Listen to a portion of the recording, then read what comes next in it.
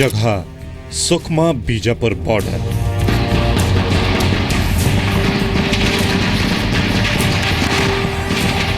चलो दौड़ो दौड़ो।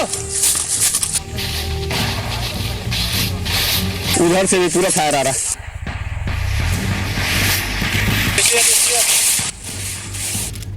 तारीख 13, 14 और 15 मई।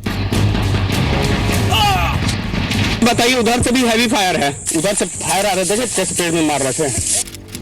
72 घंटे का ऑपरेशन, 15 से 20 नक्सली ढेर। केवल टारगेट को देख के फायर करें। अपने लड़के हैं चारों तरफ, पूरे जंगल में। बंद करवाइए पीछे से फायर।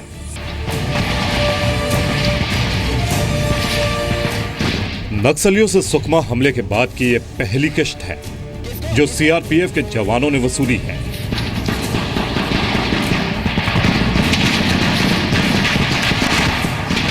लेकिन क्या आप जानते हैं कि नक्सलियों के सफाई के इस ऑपरेशन में जलेबी का बहुत बड़ा रोल है? हम आपको बताएंगे कैसे जलेबी से जहन्नुम पहुंचे नक्सली। फोर्स ने मुख्य लड़ाई 2 दिन लगातार लड़ी। वो थी 13 की रात में और 14 की रात में, और करीब 15 से 20 माओवादियों का मारे गए।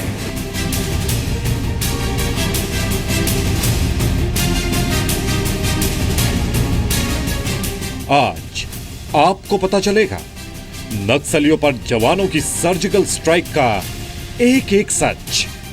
इलाके में सीआरपीएफ की कोबरा टीम, हमारी एसटीएफ और हमारी डीआरजी और जिला पुलिस, इन सब ने मिलकर यह संयुक्त अभियान चलाया था। अमूमन माओवादी जो हैं वो काले कपड़े पहनते थे। पहली बार हमने देखा कि माओवादी जो कोबरा के यूनिफॉर्म पहने हुए थे। आज आप जानेंगे बीते 100 घंटों से कैसे हो रहा है सुकमा से कश्मीर तक देश के दुश्मनों पर वज्रपात। इसको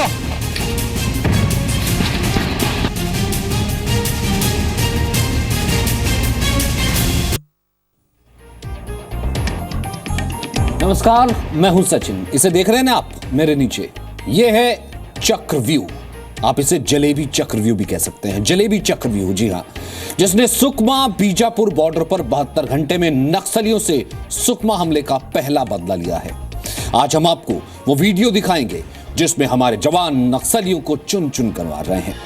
हमारे पास सुरक्षा बलों की बहादुरी का वो वीडियो मौजूद है जिसमें हमारे जवानों ने जंगल में हमले की प्लानिंग कर रहे 150 नक्सलियों को ढेर कर दिया। नक्सलियों का मृत्यु दर्शन कराने वाले इस पूरे ऑपरेशन को देखिए, समझिए, उसके बाद बताएंगे कैसे जलेबी से जहन्नुम तक पहुंच गए नक्सली।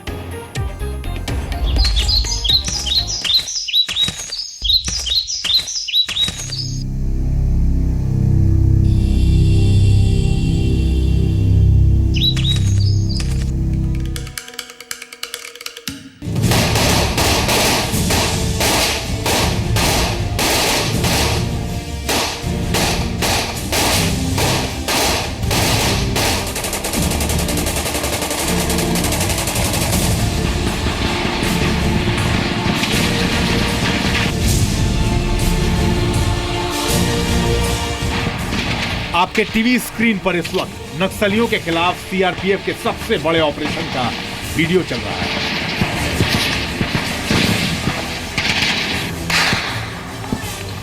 छत्तीसगढ़ में सुकमा और बीजापुर के बॉर्डर पर सीआरपीएफ के कोबरा कमांडो ने 13, 14 और 15 मई को एंटी नक्सल ऑपरेशन चलाया था। ये उसी ऑपरेशन का वीडियो है। चलो दौड़ो दौड़ो। उधर से भी पूरा फायर आ रहा। बताइए, उधर से भी हैवी फायर है। उधर से फायर आ रहे थे, चेस्ट पेड़ में मार रहे थे। इस वीडियो में जंगल ही जंगल दिख रहे हैं, साथ ही आपको फायरिंग की आवाज भी सुनाई दे रही है। ये अंधाधुंध फायरिंग दोनों ओर से हो रही है। चलो बैकअप दो, बैकअप दो, बैकअप दो। आगे बढ़ो अपने जवान के लिए। इधर से पड़, इधर से कोई पड़ रहा है। इधर से। ओके ओके, आराम से रहे। Fire control. देख के ये ऑपरेशन छत्तीसगढ़ के बीजापुर के चिन्ना बोड़केल और पेदा बोड़केल के जंगलों में चला। इस ऑपरेशन में सीआरपीएफ कोबरा बटालियन, डीआरजी और डिस्ट्रिक्ट फोर्स को मिलाकर 350 जवान शामिल थे। 72 घंटों के एंटी नक्सल ऑपरेशन में सीआरपीएफ ने 15 से 20 नक्सलियों के मारे जाने का दावा किया है। फोर्स ने मुख्य लड़ाई 2 दिन लगातार लड़ी। वो थी 13 की रात में और 14 की रात में, और करीब 15 से 20 माओवादियों का मारे गए। 24 अप्रैल 2017 को सुकमा में करीब 300 नक्सलियों ने बुजदिलों की तरह हमला करके सीआरपीएफ के 25 जवानों की जान ले ली थी। उसके बाद ही जवानों की शहादत का बदला लेने का हाई लेवल प्लान बनकर तैयार था। बस मौके का इंतजार था और वो सुनहरा मौका मिला 13 मई को। उधर से भी फायर आ रहा है।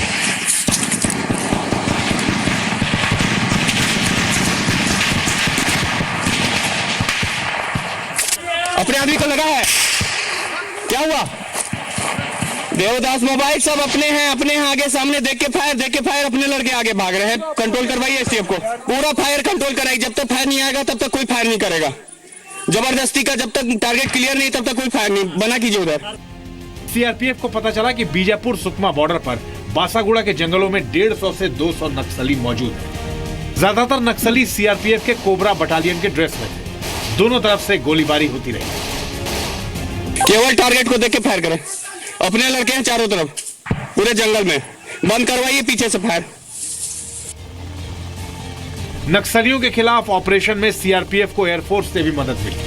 72 घंटे के ऑपरेशन में जवानों तक रसद पहुंचाने में वायुसेना के हेलीकॉप्टर का रोल खास रहा।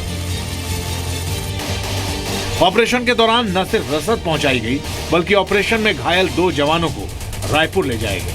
शहीद जवान शलभ उपाध्याय के पार्थिव शरीर को उनके गांव पहुंचाया गया। नहीं, ये हमारा फोकस इस पर पहले से ही है कि जो लोग हमारे जाते हैं उनका नुकसान बिल्कुल ना होने पाए। इस घटना में हमारे 2 जवान घायल हैं डीआरजी के, और एक हमारा एसटीएफ का जवान शहीद हो गया है। उन लोगों ने काफ़ी बहादुरी से फोर्स लड़ा, क्योंकि इस बार ये विशेषता इसकी ये रही है कि हम लोगों ने खुद जा कर के वहाँ उस जंगल में उनको घेरने की कोशिश की, बटालियन को, जो कि हमेशा मूवमेंट करती रहती है और हमला करती है। इस ऑपरेशन से पहले जवान खास ड्रिल से गुजरे। जवानों को साफ निर्देश था कि नक्सलियों को पहले सरेंडर के लिए कहा जाएगा और नक्सली अगर ऐसा नहीं करते हैं तो फिर उन्हें गोलियों से जवाब दिया जाएगा। केवल टारगेट को देख के फायर करें। अपने लड़के हैं चारों तरफ पूरे जंगल में। बंद करवाइए पीछे से फायर। पूरा फायर बंद करवाइए, पूरा फायर बंद करवाइए।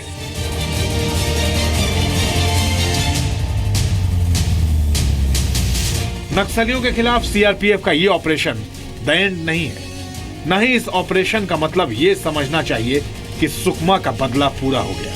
ये तो सिर्फ सुकमा का बदला पार्ट 1 है। राहुल सिन्हा, जी मीडिया।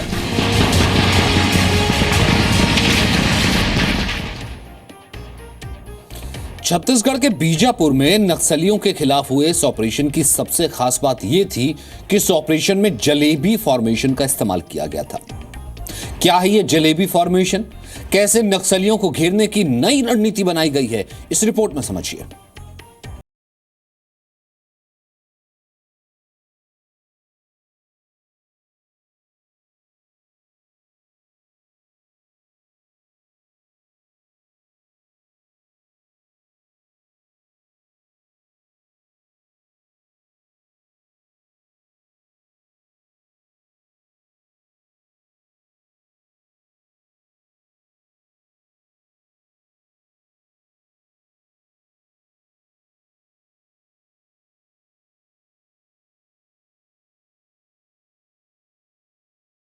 इधर से बढ़, इधर से कोई बढ़ रहा है। इधर से ओके ओके, आराम से रहे। Fire control. देख के ऑपरेशन जलेबी यानी नक्सलियों के खिलाफ एक ऐसा चक्रव्यूह जिससे बचकर निकलना मुश्किल ही नहीं नामुमकिन है। और हुआ भी ठीक ऐसा ही। नक्सलियों के खिलाफ 72 घंटे के ऑपरेशन में सीआरपीएफ के जवानों ने जलेबी चक्रव्यूह बनाकर 15 से 20 नक्सलियों को मार गिराया। जैसे जलेबी नक्सलियों के खिलाफ ठीक वैसा ही चक्रव्यूह। सीआरपीएफ ने जलेबी फॉर्मेशन के जरिए नक्सलियों को इस कदर घेरा कि नक्सलियों को बचकर निकलने का मौका नहीं मिल पाया। नक्सलियों के खिलाफ इस जलेबी फॉर्मेशन में सबसे पहले डीआरजी के जवान होते हैं, उसके बाद कोबरा फोर्स। और इस बार हम लोगों ने उनके लिए जलेबी फॉर्मेशन का इस्तेमाल किया। ये पहली बार हम लोगों ने किया। टोटल कोऑर्डिनेशन था स्थानीय स्तर पर यहाँ पर सुकमा और बीजापुर में, और एक संयुक्त कंट्रोल रूम इस पूरे ऑपरेशन की मॉनिटरिंग रायपुर में कर रहा था। जलेबी फॉर्मेशन के तहत पहले घेरे में डीआरजी यानी डिस्ट्रिक्ट रिजर्व गार्ड्स और जिला पुलिस बल के जवान होते हैं। फिर सीआरपीएफ की कोबरा बटालियन जंगल में जलेबी की तरह घेरा बनाती है और नक्सलियों पर हमला बोला जाता है। डीआरजी फोर्स की एक बड़ी खासियत इसमें शामिल वो आत्मसमर्पण कर चुके नक्सली है, जो कि नक्सलियों के लिए सबसे बड़ा सिरदर्द है, जो कि नक्सलियों की मौत की सबसे बड़ी वजह भी है।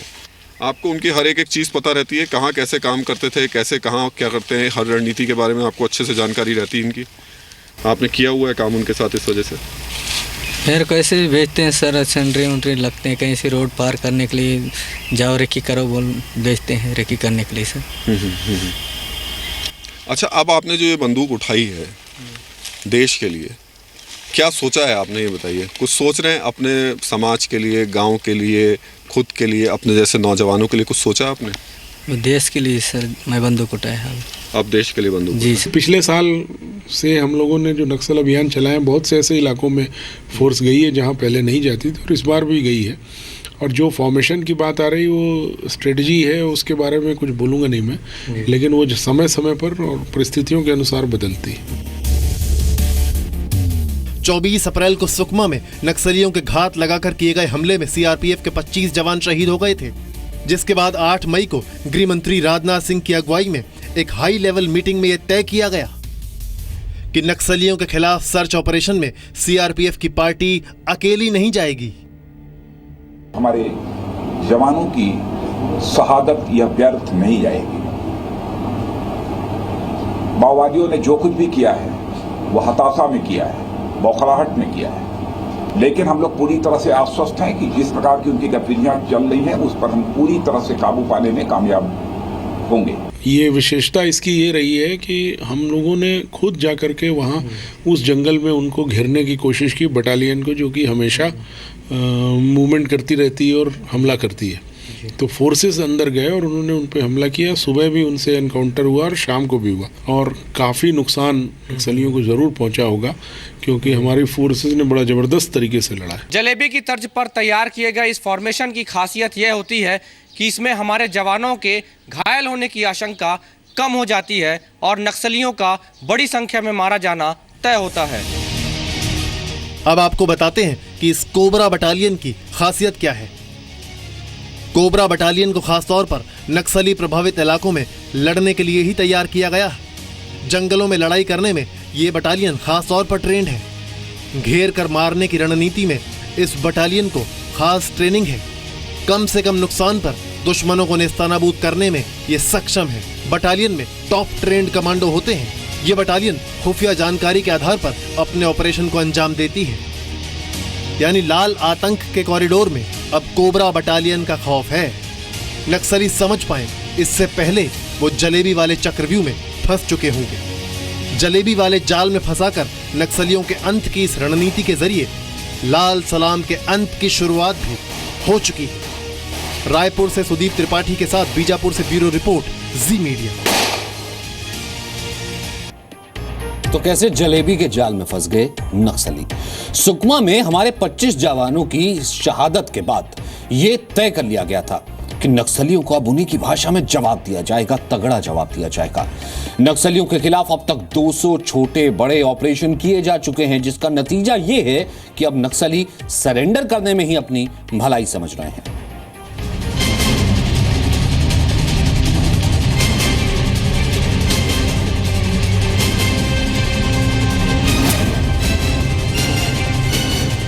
ये एक पोस्टर नक्सलियों में खौफ भर रहा है। बस्तर पुलिस ने ऐसे पोस्टर जगह जगह चिपकाए हैं जिसमें साफ साफ लिखा है, सरेंडर करो नहीं तो मारे जाओगे। देश के दुश्मनों का यही हाल होगा। बीजापुर में विलास नाम के नक्सली के मारे जाने के बाद पुलिस ने नक्सलियों को वार्निंग दी है। बाकायदा नाम लिख लिख कर बताया गया है कि बाकी नक्सलियों का भी यही अंजाम होगा। पोस्टर का असर भी तुरंत सामने आ गया। जगदलपुर में एक महिला नक्सली समेत 22 नक्सलियों ने सरेंडर कर दिया। इनमें से 3 इनामी नक्सली हैं। सभी नक्सलियों ने बस्तर के डीआईजी और कलेक्टर के सामने आत्मसमर्पण किया।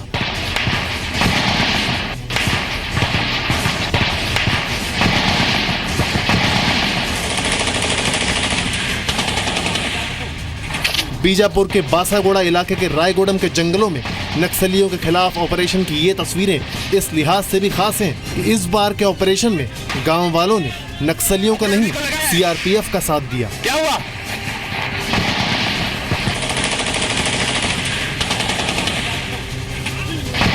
हमें उस इलाके के ग्रामीण लोगों ने बहुत मदद की। अमूमन कहा जाता है कि ग्रामीण बल जो है पुलिस का सहयोग नहीं करते हैं, तो पुलिस का उन्होंने अप्रत्याशित सहयोग किया है, उससे हमें ऑपरेशन में बहुत सहायता मिली। सुकमा हमले में 25 सीआरपीएफ जवानों के शहीद होने के बाद नक्सलियों के खात्मे की रणनीति तैयार की गई थी। सुकमा हमले के बाद से अब तक यानी 24 अप्रैल से लेकर आज तक नक्सलियों के खिलाफ 200 छोटे बड़े ऑपरेशन हो चुके हैं। तो सुकमा से अब रुख कर लेते हैं कश्मीर का, क्योंकि हमने आपको बताया था ब्रेक से पहले कि वहां पर भी यही कहानी है, दुश्मनों पर वज्रपात जारी है। सुरक्षा बलों के ऑपरेशन में एक तरफ नक्सलियों का सफाई अभियान चल रहा है, तो कश्मीर में आतंकियों को चुन चुनकर ठिकाने लगाया जा रहा है, उसकी मुहिम जारी है। आज एक बार फिर कश्मीर के शोपियां और त्राल में सेना ने कासो ऑपरेशन पार्ट 2 लॉन्च किया। बीते 2 हफ्तों में लश्कर के 3 आतंकी मारे जा चुके हैं।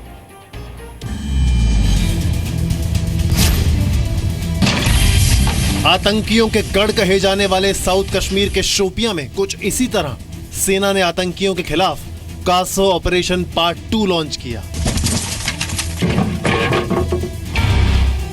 इस ऑपरेशन का मकसद था कश्मीर में छिपे ऐसे आतंकियों को ढूंढना और उन आतंकियों को उनके अंजाम तक पहुंचाना। इन आतंकियों को देखिए, ये नया वीडियो है। इस वीडियो में एक बगीचे में 4 आतंकी खाना खा रहे हैं, हंसी मजाक चल रहा है। एक शख्स और है जिसके हाथ में मोबाइल दिख रहा है, वो इन आतंकियों का वीडियो बना रहा है। इसके अलावा भी एक और शख्स था जिसने ये वीडियो रिकॉर्ड किया। सिर्फ यही क्यों, ऐसे कम से कम 200 आतंकी हैं जो साउथ कश्मीर में बागानों से लेकर घरों में छिपे हैं। सुरक्षा वालों को जानकारी मिली थी कि शोपियां में 15 से ज्यादा आतंकी घरों में छिपे हो सकते हैं। सूचना मिलने के बाद सेना, सीआरपीएफ और जम्मू कश्मीर पुलिस ने सुबह 3 बजे से कासो ऑपरेशन शुरू कर दिया। इस ऑपरेशन में 1000 से ज्यादा जवान शामिल थे। ऑपरेशन सुबह करीब 3 बजे से लेकर सुबह के 10 बजे तक यानी 7 घंटे चला। करीब 500 घरों की तलाशी ली गई। इस दौरान कई जगहों पर सुरक्षा बलों पर कट्टरपंथियों ने पत्थर भी फेंके।